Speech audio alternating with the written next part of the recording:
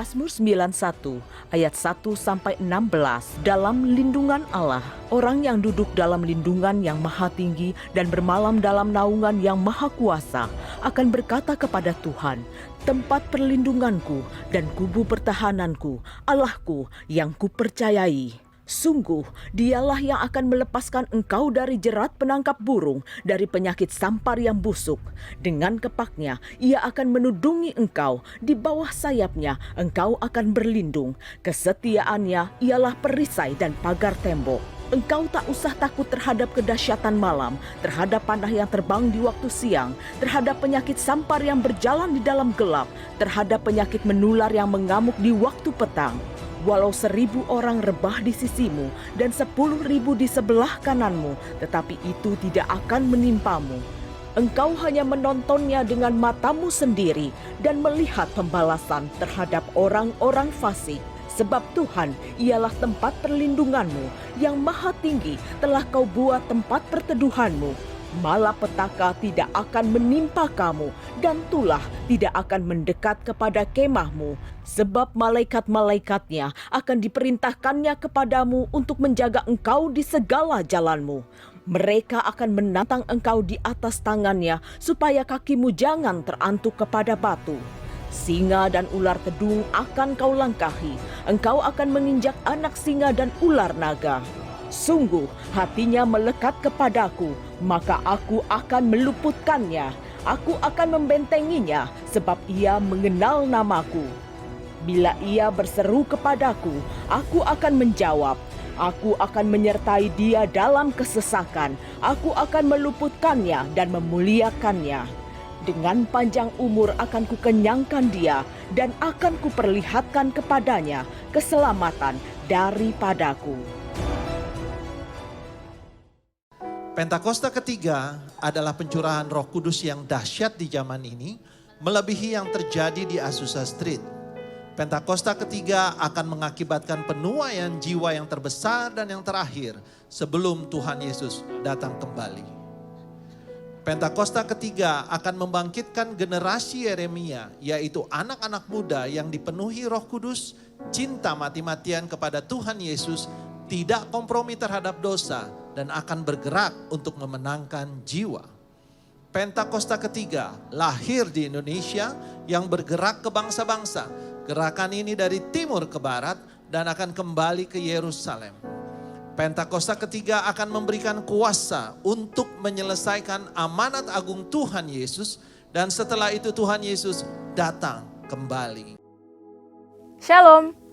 Pernahkah saudara mendengar ada orang Kristen yang sengaja tidak mau mengikuti adat istiadat dan budaya dari leluhurnya? Mereka pikir melakukan adat istiadat dianggap dapat mengganggu kerohanian dan terkait dosa okultisme. Sedangkan budaya dari nenek moyang dianggap kuno dan banyak tahayul. Nyatanya manusia tidak bisa lepas dari kebudayaan. Budaya adalah bagian penting dari kehidupan sosial yang membentuk peradaban masyarakat. Sebagai insan Pentakosta, seringkali kita dianggap terlalu modern dan cenderung meninggalkan kebudayaan kita, terutama dalam hal cara beribadah. Benarkah demikian? Lantas bagaimana kita harus menyikapi kebudayaan dalam kehidupan kita sehari-hari? Dalam Voice of Pentecost kali ini, kita akan belajar mengenai bagaimana Tuhan Yesus menyikapi kebudayaan dalam kehidupan dan pelayanannya. Dari situ kita akan mengerti bahwa kita sebagai orang percaya hidup dalam kebudayaan di kehidupan sehari-hari. Hal yang pertama adalah Yesus tidak anti budaya. Kita tahu bahwa Yesus dilahirkan ke dunia sebagai orang Yahudi dan dibesarkan dengan didikan Yahudi. Misalnya, ketika umur 12 tahun, Yesus selain pergi ke Bait Allah sebagai salah satu ketaatan akan firman Tuhan, ia juga melakukan hal tersebut karena bagian dari melaksanakan kebudayaan Yahudi sebagai son of the law, yaitu kebiasaan orang Yahudi di mana laki-laki yang telah menginjak umur 12-13 tahun memiliki kewajiban untuk mengikuti kelas-kelas kerohanian di sinagoga pada hari Sabat. Ia membaca firman Tuhan dengan posisi berdiri dan tidak duduk seperti kebudayaan Yahudi saat membacakan nats firman Tuhan. Hal-hal tersebut menunjukkan bahwa kita sebagai orang Kristen tidak perlu menghindari atau anti kepada suatu kebudayaan di mana kita berada. Justru dalam budaya tersebut mungkin terdapat nilai-nilai yang dapat membangun karakter seseorang seperti sopan santun dan bersikap baik di dalam masyarakat. Di sisi lain, orang yang tidak berbudaya dapat dianggap aneh dan sulit untuk diterima dalam suatu komunitas. Hal yang kedua, Tuhan Yesus menggunakan jalur budaya dalam menyampaikan firman Tuhan dan memberitakan Injil. Dalam pengajarannya, seringkali Yesus memakai latar kebudayaan Yahudi. Sebagai contoh, perumpamaan tentang 5 gadis bijak dan 5 gadis bodoh menunjukkan satu setting pernikahan dalam budaya Yahudi. Aplikasi dari ajaran Tuhan Yesus ini mengajarkan supaya orang percaya memiliki sikap berjaga-jaga dalam menanti kedatangan Tuhan sebagai mempelai pria. Hal ini membuat firman Tuhan yang Yesus ajarkan relevan dan lebih mudah dipahami oleh kehidupan kebudayaan Yahudi. Hal ini juga diajarkan oleh Rasul Paulus. Dalam 1 Korintus 9 ayat 19-23 dituliskan bagaimana Paulus ketika bersama dengan orang Yahudi, ia bersikap seperti orang Yahudi. Di sisi lain, di hadapan orang non-Yahudi, ia bersikap atau berbudaya seperti orang bukan Yahudi. Hal ini membuat Rasul Paulus dapat lebih diterima dalam misinya untuk mengabarkan Injil. Nah, itu kan dulu pada zaman Alkitab. Bagaimana dengan sekarang? Sebagai contoh, tindakan menusukkan sumpit di atas nasi yang ditaruh dalam mangkuk dalam budaya Chinese dianggap tidak sopan karena menyerupai dupa di tempat sembahyang orang meninggal. Sekalipun kita tidak percaya bahwa tindakan tersebut dapat mendatangkan kesialan, namun menjaga sikap dan perilaku sesuai budaya akan memudahkan kita untuk diterima dalam masyarakat dan lebih mudah untuk mengabarkan Injil kepada mereka. Bagaimana merayakan perayaan Imlek? Tidak jarang keluarga Chinese Kristen berdebat mengenai pro kontra dalam cara merayakannya, baik ditinjau dari sisi Kristen dan kebudayaan. Contoh-contoh ini menunjukkan kepada kita bahwa sebagai orang Kristen kita perlu mempelajari, mengerti, dan menghargai budaya yang ada tanpa mengorbankan iman percaya kita. Dengan mengikuti proses tersebut, maka iman kita tetap dapat dipraktikkan dengan benar, tetapi sekaligus ramah terhadap budaya di mana kita berada. Hal yang ketiga, Yesus menjadikan firman Tuhan sebagai landasan dalam berbudaya dan bertradisi. Selain memanfaatkan budaya, Yesus juga memperbarui budaya yang ada agar sesuai dengan kehendak Allah. Sebagai contoh, Yesus mengkritisi tradisi-tradisi yang disalahgunakan untuk mencari keuntungan bagi golongan tertentu.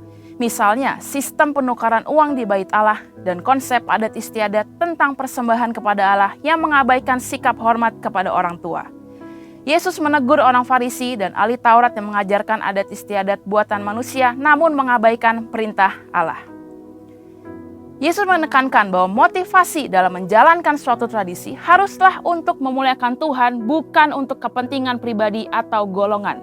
Hal ini sesuai dengan yang Yesus sampaikan bahwa Dia tidak datang untuk meniadakan hukum Taurat atau suatu budaya, tetapi Yesus ingin supaya budaya ada dalam posisi yang tepat, yaitu di atas dasar kasih kepada Allah dan kasih kepada manusia. Saudara, sebagai insan Pentakosta, kita tidak anti budaya. Kita justru dipanggil menjadi agen pembaharu budaya.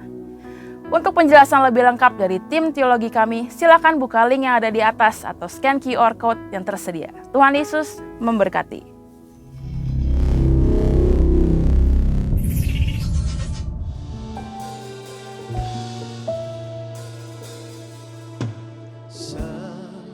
Musim berlalu, namun kau selalu peliharaku.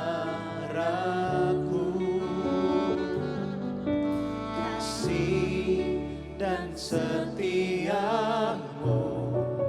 tak pernah layu di hidupku. Katakan semusim berlalu.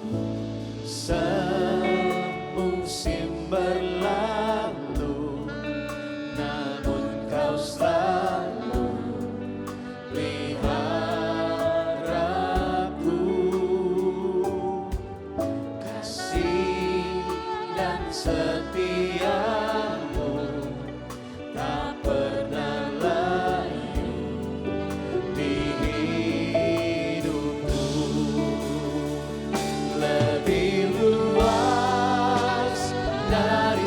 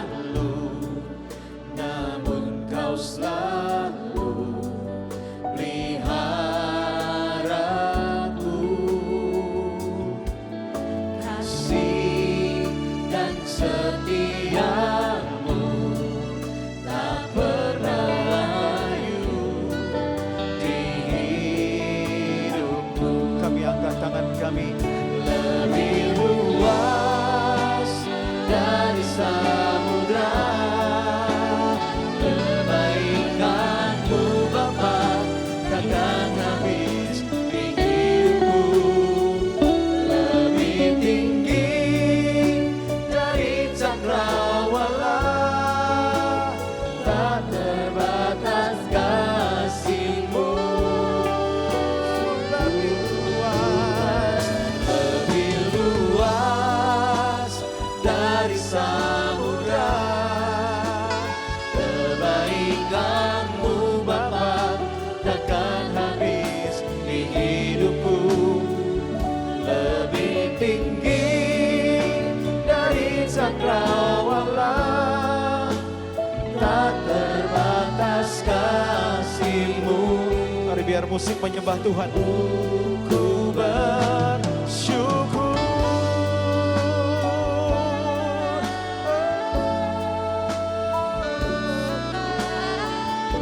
Terima kasih Tuhan. Engkau Bapa kami yang baik. Engkau Bapa kami yang setia. Tak terukur dalam kasih-Mu bagi setiap kami. Terima kasih banyak Tuhan.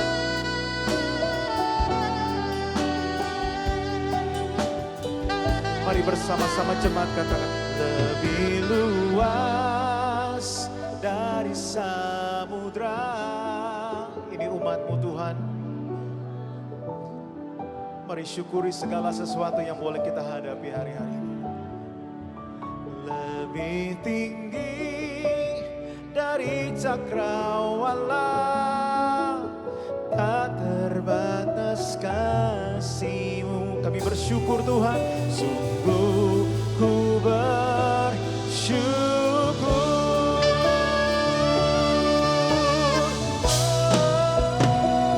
Lebih luas dari samudra, kebaikan-Mu Bapa takkan habis di hidupku.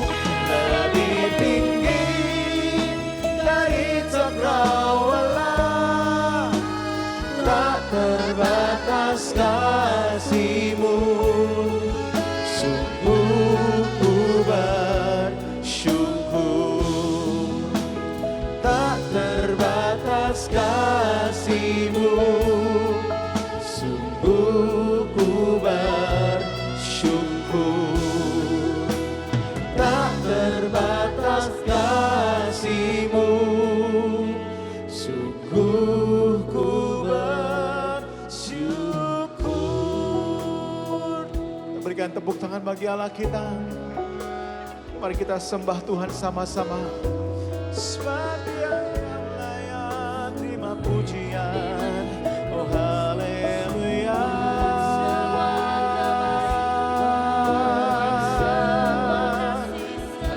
Haleluya. Yesus kami sembah. Kami angkat hati dan suara kami menyembah-Mu Tuhan. Yesus Tuhan, Kau yang terbaik bagi kami. Haleluya.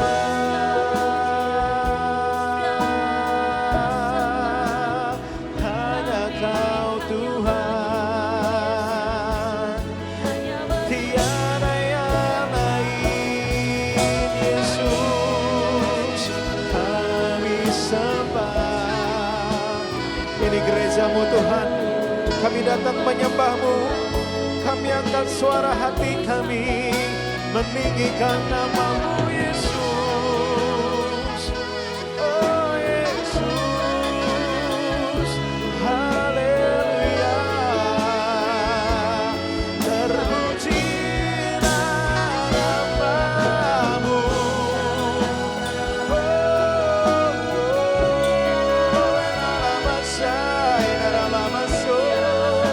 Mari sembah Tuhan lebih dalam lagi.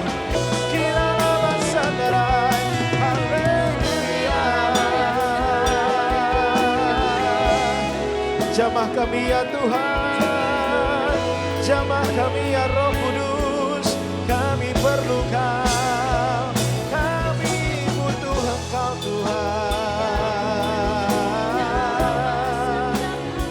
Kuatkan yang lemah ya Tuhan, sembuhkan yang sakit ya Tuhan.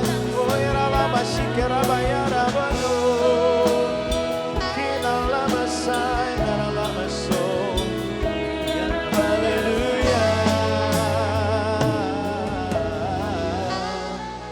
Oh segala pujian, syukur bagimu. Kau hadir dalam hidupku. Kini ku datang sujud di hadapanmu, memujimu, menyembahmu Yesus. Ku menyembahmu. Ini gerejamu Tuhan, dengan sungguh katakan segala pujian, segala pujian syukur bagimu. Mari sembah Tuhan dengan lebih lagi. Kau hadir dalam hidupku ini. Biar hadirat-Mu memenuhi kami sore ini Tuhan. Mari sore ini kita bangkit berdiri bersama-sama saudaraku. Kami menyembah Namamu Yesus, ku menyembahmu. Segala pujian, berikan suara bagi Dia. Segala pujian, syukur bagimu. Haleluya. Kau hadir dalam hidupku. Kini ku datang sujud di hadapan. Amin. Memujimu, menyembahmu Yesusku. Mari sekali lagi kita angkat tangan kita bersama. Segala pujian, segala pujian, syukur bagimu. Engkau hadir Tuhan, Engkau hadir dalam hidupku. Kini ku datang sujud di hadapanmu, memujimu, menyembahmu Yesus. Ku menyembah, katakan Yesus, ku menyembahmu Tuhan. Yesus, ku menyembahmu. Oh Yesus, Yesus, ku menyembahmu.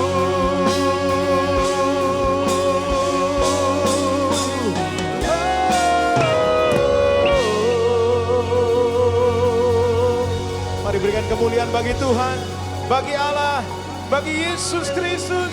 Haleluya. Allah hadir di tengah-tengah saudara dan saya. Dan biar kasih-Nya boleh mengalir dan dicurahkan di antara kita. Haleluya. Boleh sambil tepuk tangan sama-sama buat Tuhan.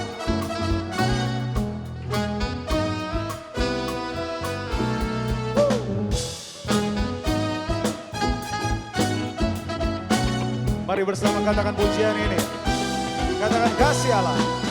Kasih Allah tak berkesudahan, selalu baru setiap pagi. Rahmat-Nya pun tak pernah berakhir seumur hidupku. Katakan lagi, kasih Allah. Kasih Allah tak berkesudahan, selalu baru setiap pagi. Rahmat-Nya pun tak pernah berakhir seumur hidup. Yosua.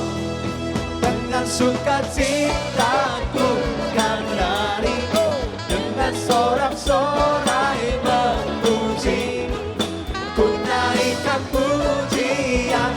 Haleluya, nyanyi bagi Dia Sang Raja.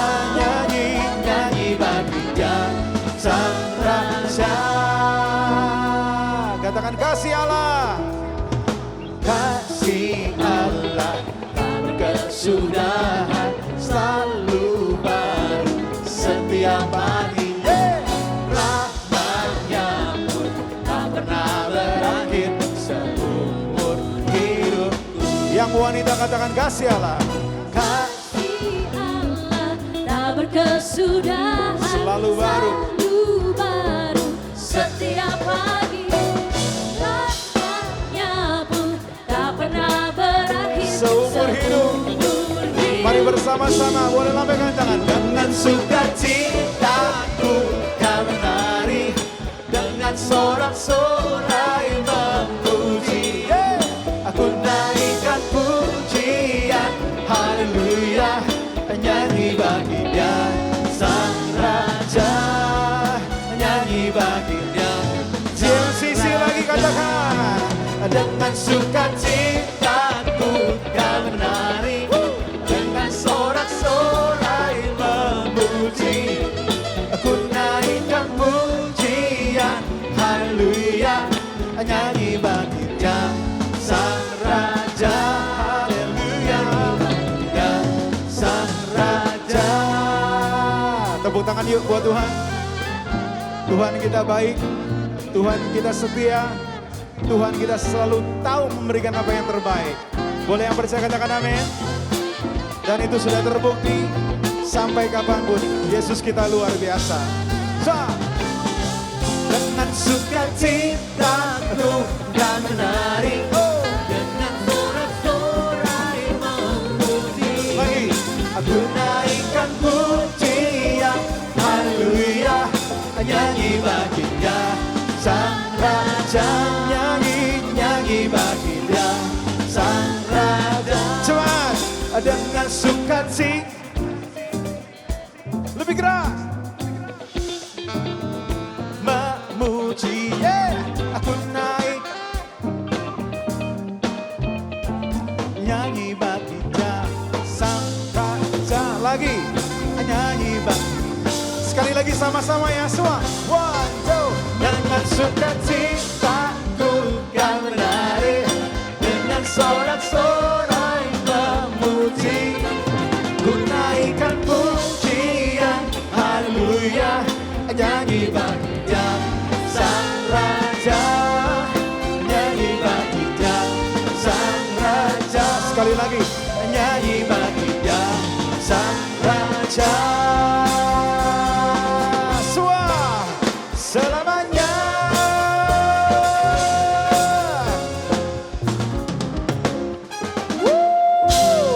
Berikan tepuk tangan yang meriah buat Tuhan. Haleluya. Tanpa suara musik boleh saya dengar semangatnya sambil tepuk tangan sorakan. Mari yang sisi tepuk tangan buat Tuhan.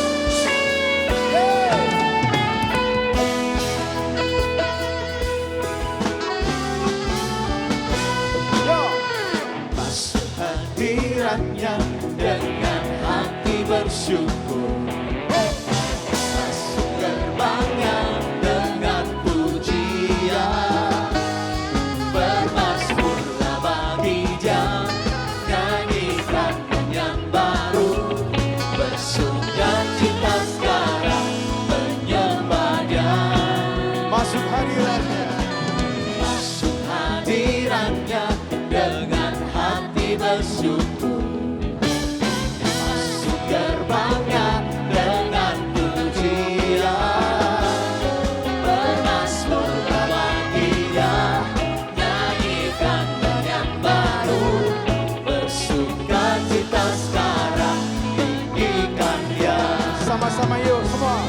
Saat hati bersyukur dan jiwa pun bersuka, hadirat Allah nyata dalam pujian.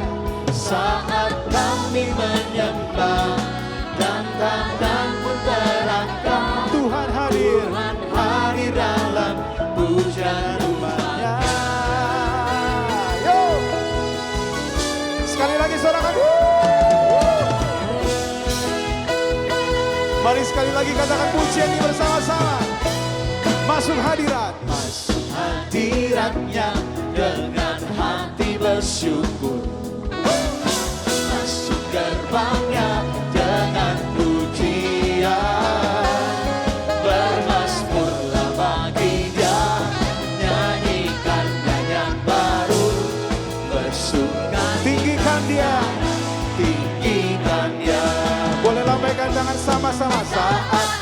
hati bersyukur dan jiwa pun bersuka. Amin. Hadirat Allah nyata dalam pujian saat kami menyembah dan tangan pun terangkat. Tuhan hadir dalam pujian umat. Boleh tepuk tangan sama-sama lagi semuanya.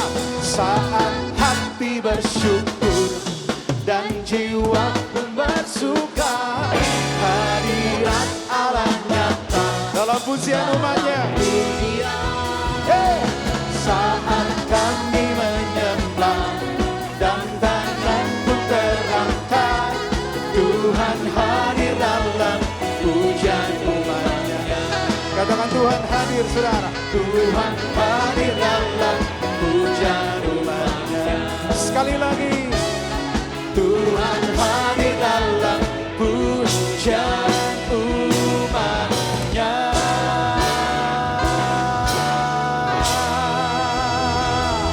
Haleluya.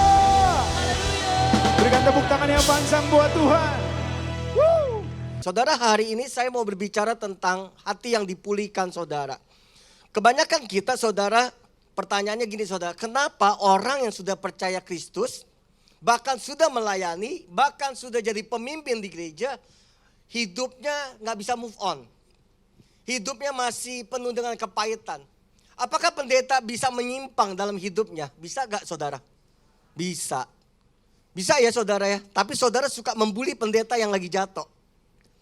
Kenapa pendeta bisa mengalami satu korupsi, penyimpangan, terlibat hal-hal yang tidak baik, hal-hal yang negatif? Karena jiwanya, akarnya waktu dia kecil belum disembuhkan. Seperti saudara belum disembuhkan, tiba-tiba jabatan saudara naik jadi direktur. Jabatannya udah bagus, tapi karakternya masih terluka. Karakternya masih arogan, masih emosional. Karakternya masih suka ngomong pahit, suka mengakhiri hidup. Seperti pendeta juga sama, saudara. Katanya udah pendeta, kok hidupnya begitu? Kok hidupnya begitu? Karena apa, saudara? Mesti sadar, trauma masa lalunya belum diselesaikan. Sehingga hati kita tidak bisa dipulihkan. Nah, hari ini apa yang terjadi sih dalam hidup kita, saudara? Saudara, yang terjadi segala sesuatu dimulai dari keluarga. Pembulian pertama dimulai dari keluarga papa mama, bukan dari sekolah. Pembulian pertama bukan di ruang kerja, tapi dari papa mama kita waktu kita baru lahir. Berapa banyak dari saudara waktu kecil, waktu balita, masih ingat gak saudara dikasih julukan yang lucu menurut papa saudara, tapi gak lucu menurut kita sebagai anak. Contoh, papa kita, mama kita bercanda karena muka kita bulat setengah mati, disebut si bakpao, si bakpao. Karena bulat mukanya saudara, tembem, hidungnya kan masuk ke dalam, disebutlah si pecek. Bukan si pesek, karena lucu jadi si pecek.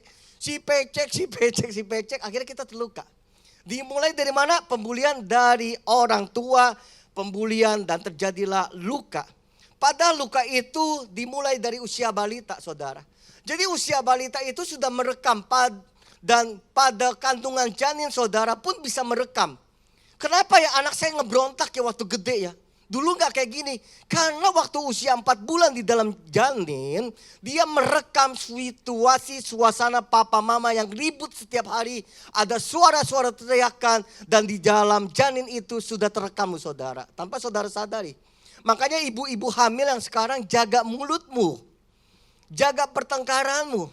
Jangan terlalu pesimis dalam hidupmu. Karena apa yang terjadi dalam dirimu akan ditularkan ke dalam janin saudara. Apa yang terjadi dalam hidup kita sekarang adalah korban ketidakmampuan kita mengatasi masalah, saudara. Peristiwa yang membuat terus-menerus membayangi hidup kita sepanjang masa.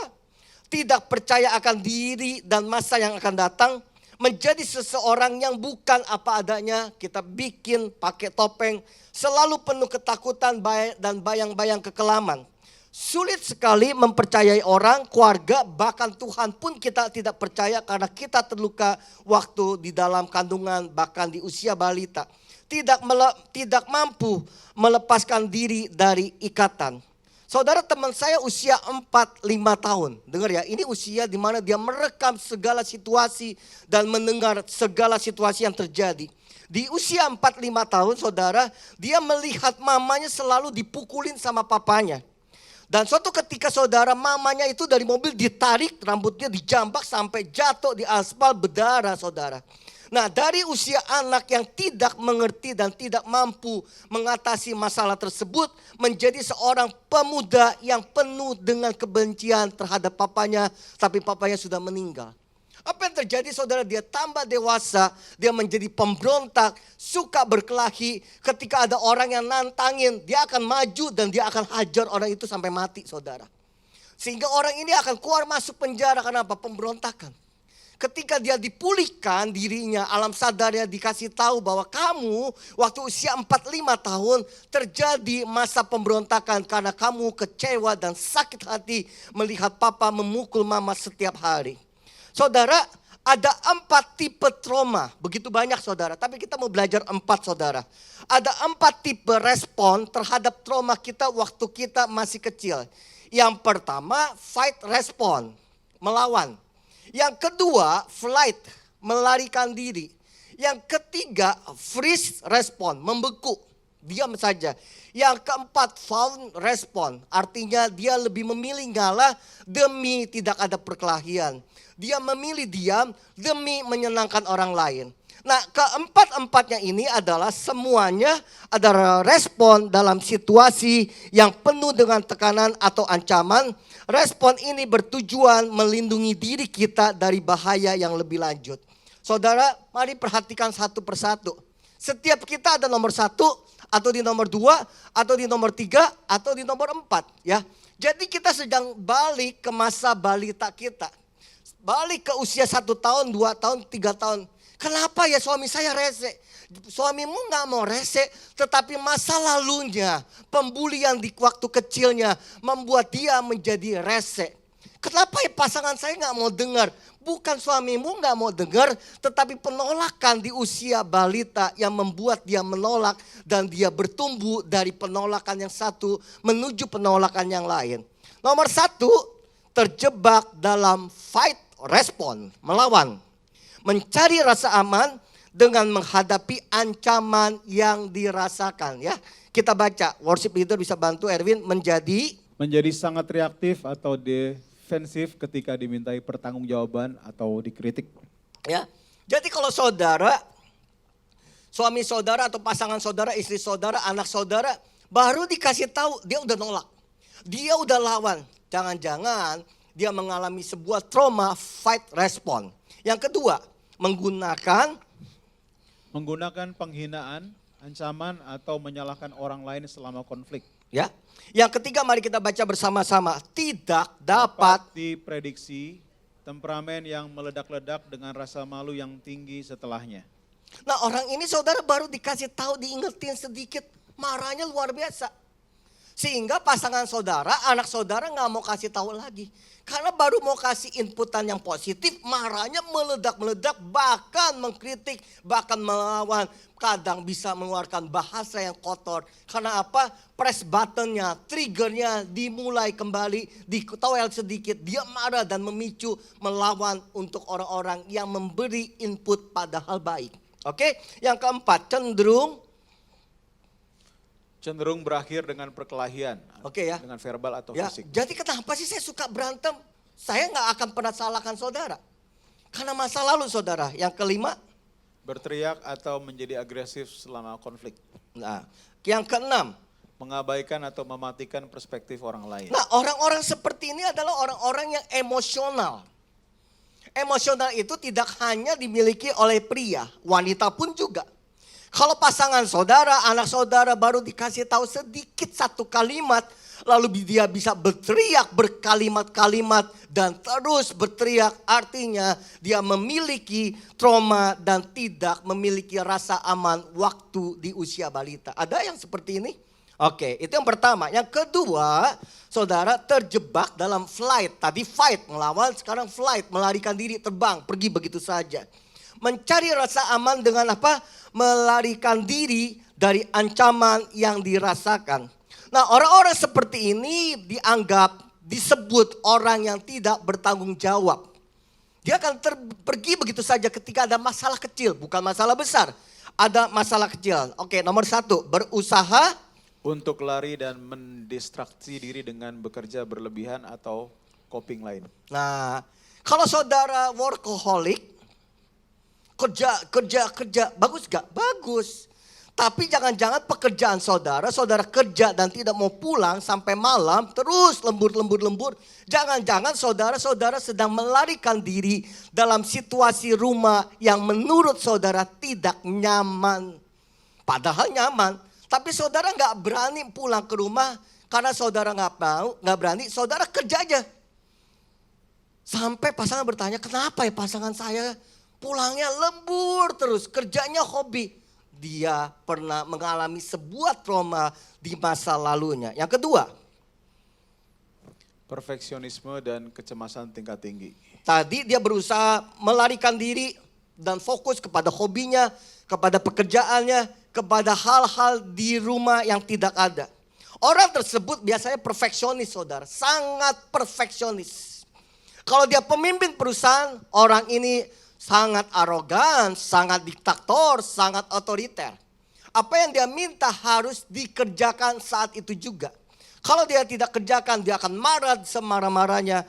Karena apa? Tingkat perfeksionisnya, tingkat kecemasannya terlalu tinggi dan tidak memiliki kesabaran. Ketiga, Terus merasa butuh menyibukkan diri dan sulit fokus di satu momen. saya sering ngomong sama pelayan Tuhan, dengar baik-baik sekarang. Kalau saudara rajin ke gereja, jangan-jangan saudara tipe flight response. Senin di gereja, Selasa di gereja, Rabu di gereja, Minggu di gereja. Hari Minggu 5 kali kebaktian, 5-5-nya ada. Jangan-jangan saudara hatimu belum dipulihkan, tetapi saudara melarikan diri ke gereja. Seolah-olah orang di rumah berkata, dia mah sangat rohani. Sudah berubah 180 derajat. Jangan-jangan saudara sedang melarikan diri dan pergi ke gereja sebagai akibat tempat pelarian yang sehat. Yang keempat, overthinking terus menerus. Kelima, mari baca bersama-sama. Sulit berkomitmen dan merasa terjebak. Yang keenam, cepat-cepat mengakhiri hubungan. Saudara dengar baik-baik. Saya adalah tipe memiliki trauma flight response. Dulu sebelum saya menikah, saya gak bisa berhubungan dalam waktu yang lama. Gak bisa. 3 bulan pasti saya putus. Baru kenal sebulan, ceweknya lagi cinta sama saya, sayang sama saya bisa tinggalin tanpa kabar sekalipun. Dan saya merasa tidak berdosa. Saya gak merasa berdosa dan saya tidak ada kepentingan untuk wanita tersebut. Jadi waktu saya remaja, pemuda, saya disebut playboy, suka mainin perasaan wanita. Waktu bilang lu playboy lu, enggak, gue gak merasa. Ya memang tidak merasa karena saya tidak punya perasaan untuk memainkan wanita. Ternyata saudara, saya punya namanya trauma di masa lalu adalah saya tidak mau berurusan dengan masalah sedikit pun. Saya akan kabur. Saya tidak akan bertanggung jawab karena itu bukan urusan saya. Jadi saya gak bisa komitmen dalam waktu yang lama, gak bisa. Saya bukan tipe orang yang bisa komitmen waktu yang lama. Jadi kalau ditanya pacarnya berapa? Pacarnya yang resmi 2. Yang gak resmi puluhan. Itu saya kalau saudara. Kenapa? Akibat dari trauma masa lalu yang sangat menyakitkan. Sehingga solusinya, output yang saya berikan kepada orang, saya melarikan diri. Menghindar secara fisik, meninggalkan situasi yang tidak nyaman. Kalau saudara sudah menikah, ketika istri saudara, suami saudara, anak saudara mengajak diskusi dan mulai bertanya dengan kenapa begini, kenapa harus begini, mengapa harus begini, saudara akan berhenti dalam argumentasi yang sehat itu, saudara akan tinggal dan berkata udah jangan banyak tanya. Berapa banyak saudara yang merasakan itu? Artinya saudara gak boleh benci pasanganmu, tetapi saudara mesti pelajari kenapa pasangan saya seperti flight response. Berarti ada masa lalu, trauma masa lalu yang masih meliputi hidupnya dia. Oke saudara yang mengerti katakan amin. Yang ketiga saudara terjebak dalam, mari baca bersama-sama. 1, 2, 3. Terjebak dalam freeze response, mencari rasa aman dengan apa? Bersembunyi dari ancaman yang dirasakan. Oke, kita mulai nomor 1, silakan.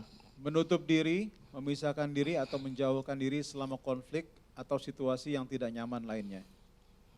Yang kedua, Silent treatment, yang ketiga, menunda-nunda tugas sederhana atau percakapan yang mudah. yang keempat, Mudah menyerah ketika mencoba menyuarakan kebutuhan. yang kelima.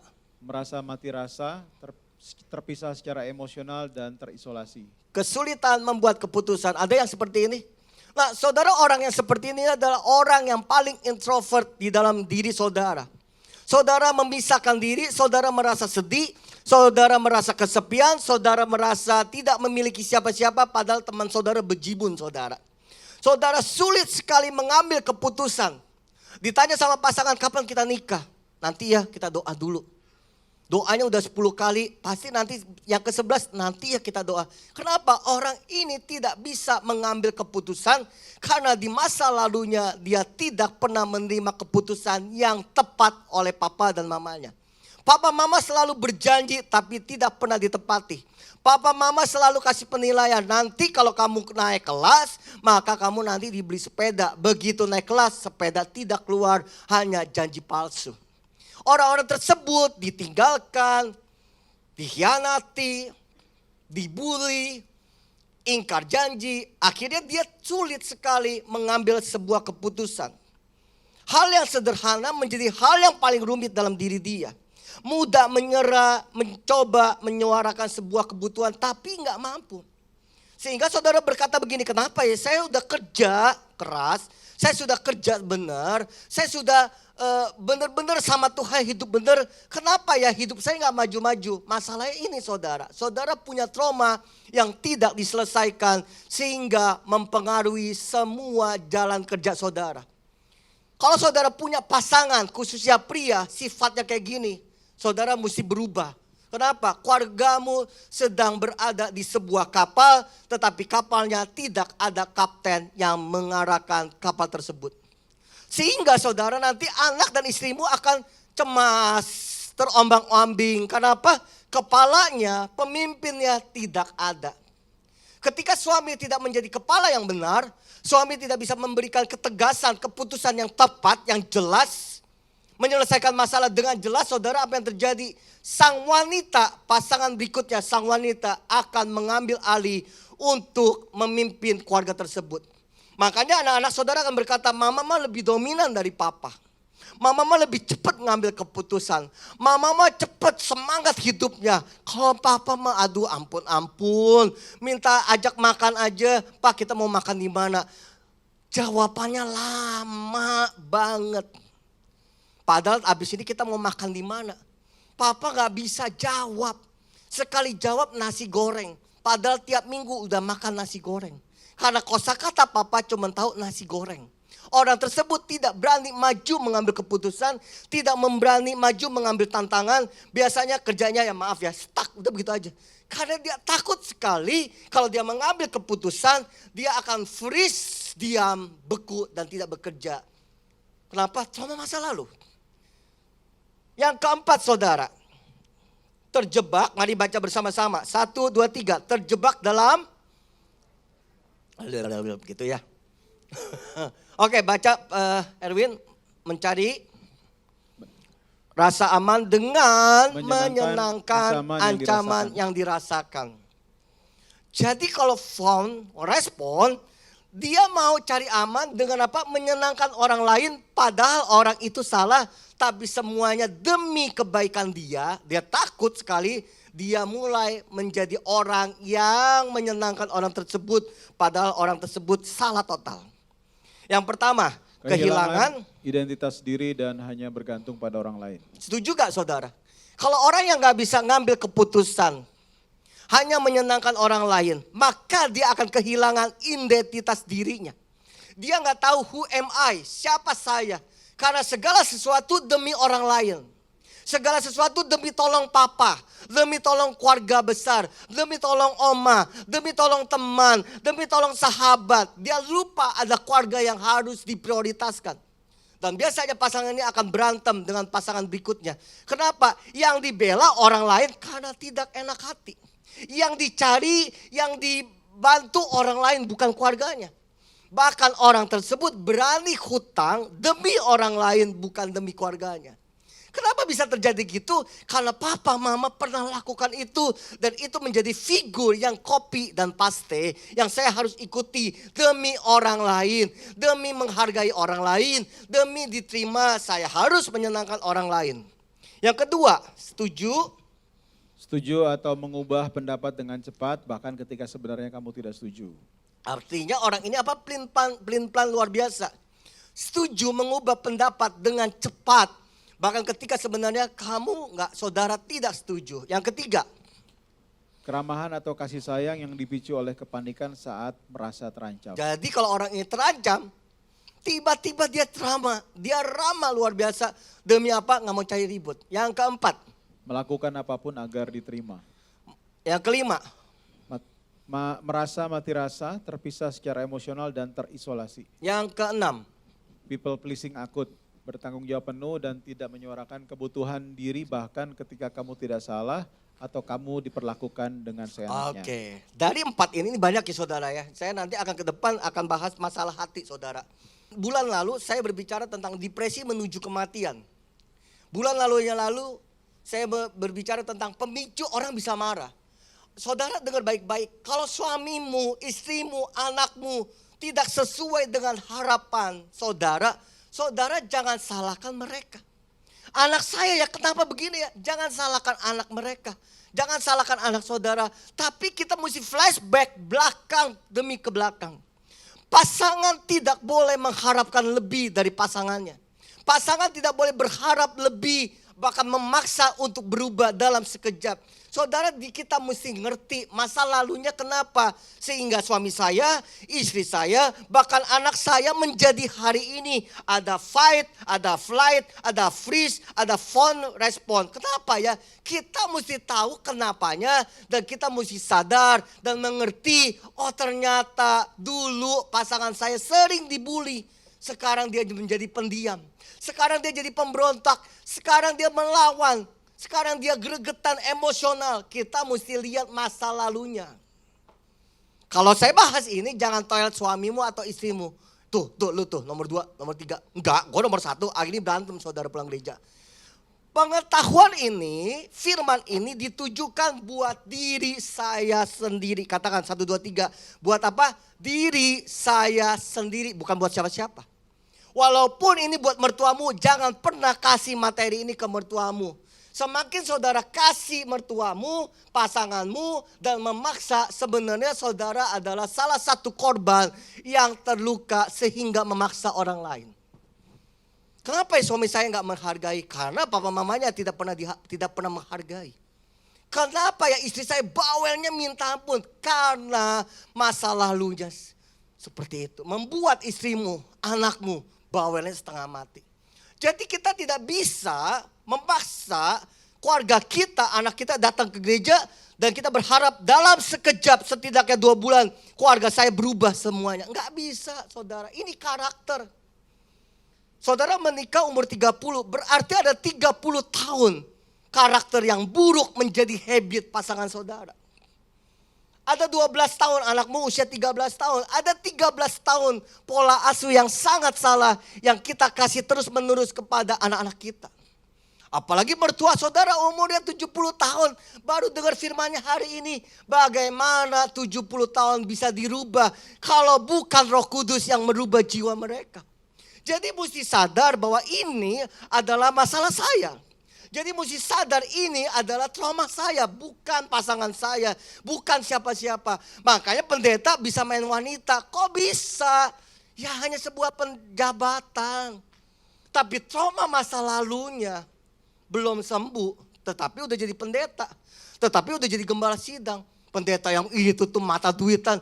Ya karena masa lalunya dulunya miskin luar biasa, dibully luar biasa, direndahkan. Sehingga pendeta itu pengen diakui, harus cari duit yang lebih banyak supaya diakui. Berapa banyak dari kita merasa pengen dihargai sama pasangan kita, makanya kita pakai topeng supaya kita diterima sama pasangan kita. Kita supaya disayang sama Tuhan, kita pakai topeng. Padahal Tuhan tidak butuh topeng saudara. Tuhan sudah sayang sama saudara apa adanya. Yang setuju katakan amin. Akhir dari trauma-trauma yang tidak bisa kita atasi, biasanya manusia mengakhiri hidupnya. Seseorang mempertimbangkan untuk bunuh diri, bukan ingin mati, tetapi Erwin nomor 1 ingin mengakhiri rasa sakit penderitaan atau pikiran yang mengganggu. Yang kedua ingin berhenti merasa seperti beban bagi dunia. Yang ketiga Mengalami kehilangan dan sulit menemukan alasan untuk terus hidup. Yang keempat Lelah teringat kembali trauma masa lalu. Yang kelima Kesulitan membayangkan masa depan yang mereka inginkan. Keenam Tidak percaya ada orang yang peduli jika mereka hidup atau mati. Oke. Yang ketujuh, Pernah melakukan kesalahan dan mereka tidak percaya bahwa itu bisa dimaafkan. dengar baik-baik saudara, saudara yang mau mengakhiri hidup. Saudara cuma capek sama hidup ini. Saudara merasa ditolak dan tidak diterima dan tidak dipedulikan. Ada wanita, saudara wanita muda, punya anak 2, 3, suaminya gak mau tahu. Hutangnya padahal 20 juta, 30 juta. Suaminya bilang gini, ini hutang elu bukan gua, elu yang beresin sendiri. Wanita ini merasa stres luar biasa. Kenapa? Tidak disayang, tidak diperhatikan, tidak disupport, dan semuanya apa-apa sendiri. Wanita ini ingin mengakhiri hidupnya. Kenapa? Capek. Merasa sendiri, merasa gagal, merasa nggak mampu. Jadi orang mau bunuh diri itu bukan karena masalah utamanya, tetapi merasa capek, lelah, kehilangan hidup, sulit melihat masa depan. Akhirnya mengakhiri hidup. Saudara, semua adalah yang tadi kita bicarakan, konflik batin. Luka di masa lalu yang terjadi bertahun-tahun dalam hidup kita tanpa ada penyelesaian membuat kita hidup penuh apa? Ketidakmengertian. Makanya saudara, saya mengajak ya. Saya bukan psikiater dan psikolog. Tapi saya pernah mengalami namanya depresi berat dan mau mati. Akhirnya saya belajar kejiwaan. Ternyata karakter manusia itu saudara sulit sekali dipelajari. Bahkan ada rumusnya. Kalau saudara pernah sekolah Certified Behavior Consultant, saya lulusan udah paling atas, udah internasional saudara. Ternyata jiwa seseorang itu ada rumus fisikanya. Saya belajarin lulus, saya bilang gini, ini ilmu manusia kenapa ada rumus seperti fisika. Lalu gurunya berkata memang sulit mencerna karakter seseorang. Bahkan diri sendiri, saudara sendiri tidak bisa menjelaskan siapa, who am I. Saudara bisa menjelaskan siapa diri saya. Sebelum saya belajar ilmu kejiwaan, ilmu manusia, pikiran manusia, karakter manusia, sekolah konseling, dan dunia lainnya, saya walaupun pendeta, saya nggak tahu who am I, saya nggak tahu. Saya tidak bisa menjabarkan diri saya ini siapa. Saya tidak tahu siapa dan tujuan ke depan saya siapa, saya nggak tahu. Makanya penting saudara punya teman-teman yang sehat. Teman-teman yang bijaksana bisa mengelola pikiran kita, membantu setidaknya. Karena waktu saudara bergosip akan menghancurkan profil data diri kita yang sehat menjadi hancur. Saudara, kalau kita tidak mampu mempercayai diri kita, percaya sama saya, pernikahan adalah bukan solusi utama supaya saudara mengerti hidup saudara. Pernikahan akan membuat saudara lebih rumit daripada saudara mencari jati diri saudara. Saudara tidak mampu mempercayai pasangan, tidak mampu mempercayai keluarga, bahkan saudara punya anak, saudara juga tidak mempercayai, bahkan saudara ke gereja tidak mempercayai pendeta yang lagi khotbah, gembala ini nggak percaya. Bahkan nanti waktu saudara suruh berhubungan, menyembah Tuhan, saudara juga tidak percaya Tuhan. Kenapa? Trauma kita terlalu banyak sehingga kita tidak bisa mempercayai. Bahkan Tuhan pun kita pertanyakan, Tuhan itu ada apa enggak. Masa lalu yang tersimpan membuat kita nomor 1, berusaha menyenangkan orang lain agar diterima dan dihargai. Nomor 2, mari baca bersama, 1, 2, 3, berusaha Yang ketiga, menutup. luka dengan cara sendiri agar tidak diremehkan, ditolak, dikecewakan, dan dihargai. Jadi ini kita berusaha supaya kita diterima. Kenapa? Maaf ya, kalau saudara suka pakai cincin berlian semua, tapi palsu. Pakai jam mewah, tapi palsu. Setidaknya KW lah. Mau kelihatan mewah supaya apa? Tidak direndahkan orang lain. Saudara, itu tanda jati diri saudara belum pulih loh. Nih yang datang ke sini nih sama pacarnya. Naik taksi dong Bluebird. Nggak ada duit dipaksa-paksain aja pokoknya. Minjem nggak apa-apa. Yang penting supaya saya tidak dianggap remeh sama pasangan saya. Saudara lagi terluka. Tapi saudara pakai 2 topeng hidup saudara. Dan saudara capek luar biasa. Saudara berusaha bagaimana menyenangkan pasangan saudara. Karena saudara takut kalau ada keributan di rumah. Saudara berusaha menyenangkan, tidak mau ribut, saudara melarikan diri. Saudara berusaha menyenangkan anak-anak saudara supaya mereka punya figur yang baik. Padahal itu palsu. Itu fake dan semu dan tidak akan ada hasil dari kepalsuan saudara. Hari ini kita belajar yuk kita buang kepalsuan kita. Yang suka pakai branded tapi ngutang. Yang suka makanan restoran bintang 5 hanya buat foto di Instagram dan konten. Saudara orang sakit hati. Kayak saya dong, fotonya di hutan terus gitu ya. Di sungai, di pedalaman. Sampai teman bilang gini, lu gak ada foto lainnya Lucia? Di restoran kek, di mana kek, kafe. Lu cuman di hutan, aduh anak-anak ingusan kenapa foto situ? Karena jati diri saya sudah pulih.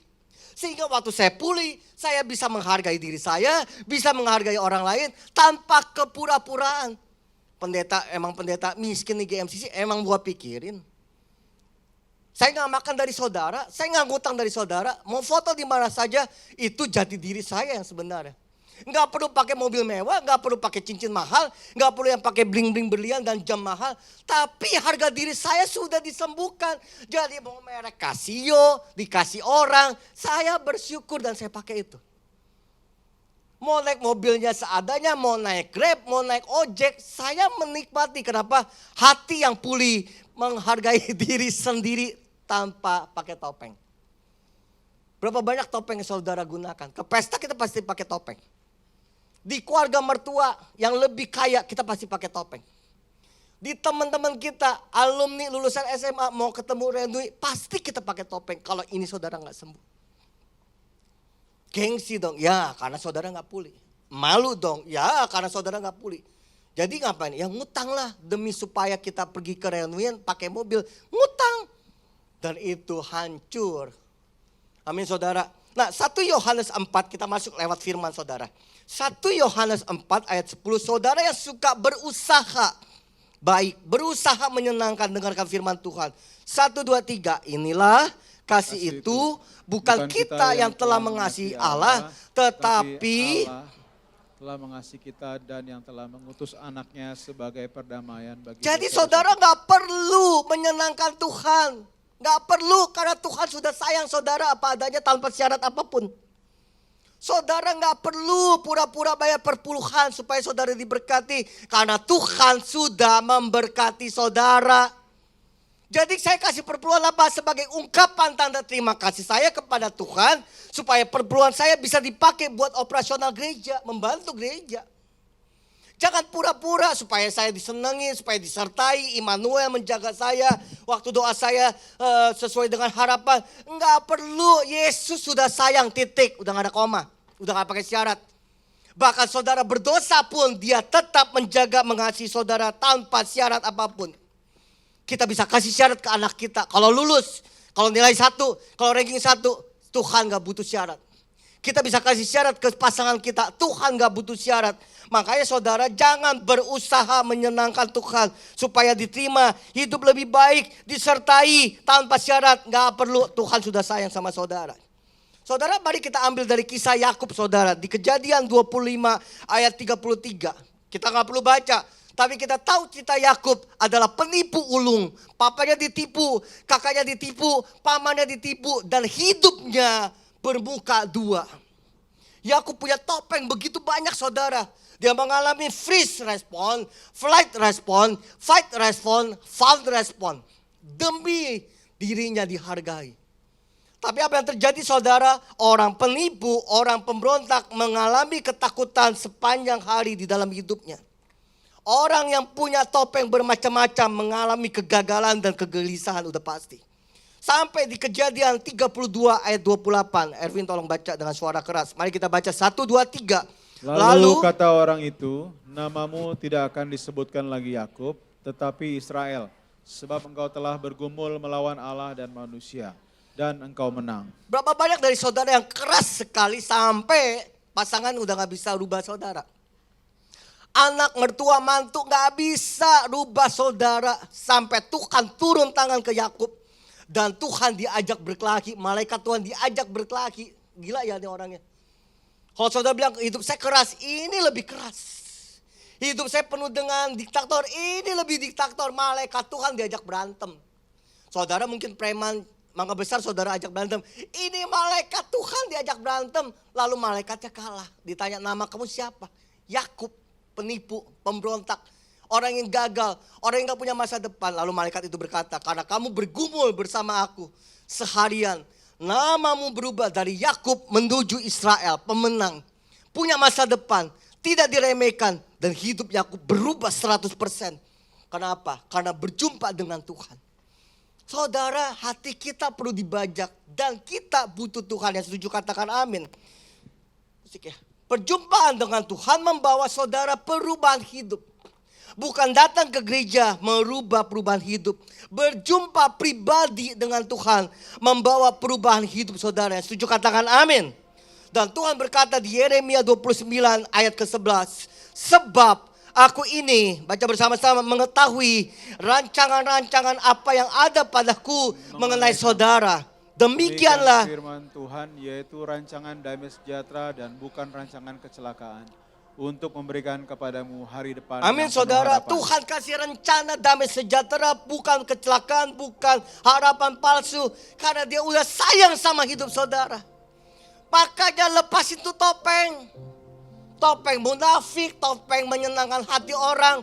Topeng untuk cepet-cepet, topeng perfeksionis, topeng menuntut.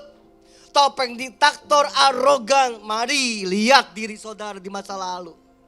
Kenapa saya jadi pemberontak? Kenapa saya gak bisa menghargai pasangan saya? Kenapa saya memaki-maki pasangan saya padahal masalah kecil? Karena hidup saudara, hati saudara belum dipulihkan. Walaupun saudara percaya Yesus Tuhan sebagai juru selamat. Karakter harus dirubah melalui perjumpaan dengan Kristus. Seperti Yakub. Kalau saudara suami saudara lawan, mertua saudara lawan, dengar baik-baik, kualat saudara. Berkat Tuhan tidak pernah turun kepada orang yang tidak menghormati orang tuanya. Percaya sama saya.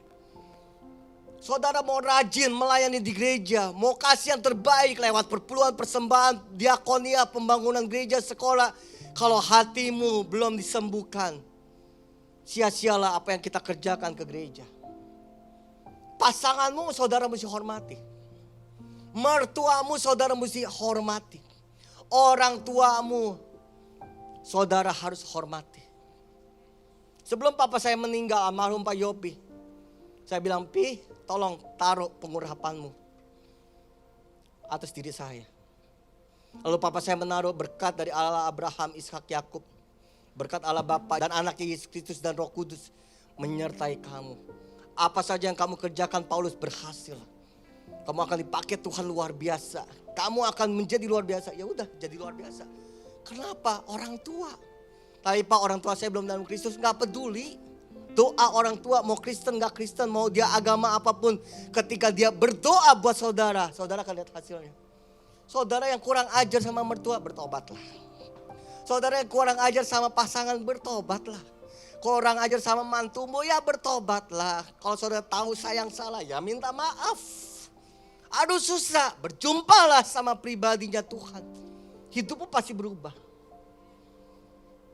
Kurang ajar sama istri, kurang ajar sama suami, lihat deh. Aduh kerjaan saudara gitu-gitu aja deh. Saya menikmati kok apa artinya sebuah penghormatan terhadap orang yang lebih tua. Saya menghormati pasangan, saya menghormati anak-anak saya. Saya terima hasilnya dan saya berkata terima kasih. Punya hati yang sudah dipulihkan. Dulu 4 respon itu saya punya. Makanya hidup itu gak jelas, mati aja bunuh diri. Rasanya sendiri kosong. Ya karena apa? Traumanya terlalu banyak. Pembulian terlalu banyak. Orang bercanda kita berkata, ya gue direndahin. Enggak, hati saudara yang bermasalah. Saudara, Yehezkiel 36 ayat 26 berkata, kamu saudara dan saya akan kuberikan hati yang baru dan roh yang baru di dalam batinmu, dan aku akan menjauhkan dari tubuhmu hati yang keras, dan kepadamu kuberikan hati yang taat. Jadi hati yang taat itu susah luar biasa. Karena batin kita bermasalah. Bagaimana kita sembuh? Udah cari Tuhan. Banyak menyembah Tuhan. Serius sama Tuhan, hidupmu mengalami perubahan seperti Yakub 180 derajat. Dari tidak mampu jadi mampu tiba-tiba. Dari tidak bisa, bisa tiba-tiba. Dari yang gak mungkin, tiba-tiba semuanya mungkin. Dari yang impossible berubah menjadi possible. Karena apa? Karena Tuhan ada di pihak saudara. Kalau saudara bekerja sendiri, berjalan sendiri, tidak ada suatu otoritas kuasa apapun yang membela hidup saudara. Saya lihat orang yang punya masalah tapi takut sama Tuhan. Masalahnya satu-satu banyak saudara, tapi satu persatu Tuhan menyertai dia. Itu penting saudara. Satu persatu dibukakan pintu. Pintu tertutup dibukakan lagi. Awan yang gelap cerah kembali. Karena kita punya Tuhan. Amin. Saudara gak boleh nyerah ya. Amin saudara. Saudara tidak boleh nyerah. Kita punya Tuhan yang besar. Worship leader singer, mari maju. Saudara jangan mengakhiri hidupmu. Temui saya kalau saudara mau mengakhiri hidup. Masih punya masa depan yang luar biasa. Ini buktinya. Orang gagal hari ini berterima kasih sama Tuhan. Orang stres, depresi, orang gila ini. Hari ini bersyukur banget. Bisa mimpin nih orang banyak gini. Kok bisa? Karena Tuhan. Dan saya mau berkata, Tuhan pulihkan hati saya. Sembuhkan jiwa saya. Jangan salahkan siapa-siapa. Jangan salahkan bos. Jangan salah pemimpin. Jangan salahkan koordinator. Jangan salahkan pendeta. Jangan salah dan jangan ngiri. Kalau pendeta saudara diberkati. Kalau sahabat saudara diberkati, jangan ngiri. Begitu saudara ngiri, saudara punya masalah dalam diri saudara. Amin. Mari kita bangkit berdiri saudara. Ku tak akan menyerah Tuhan dalam hidup ini.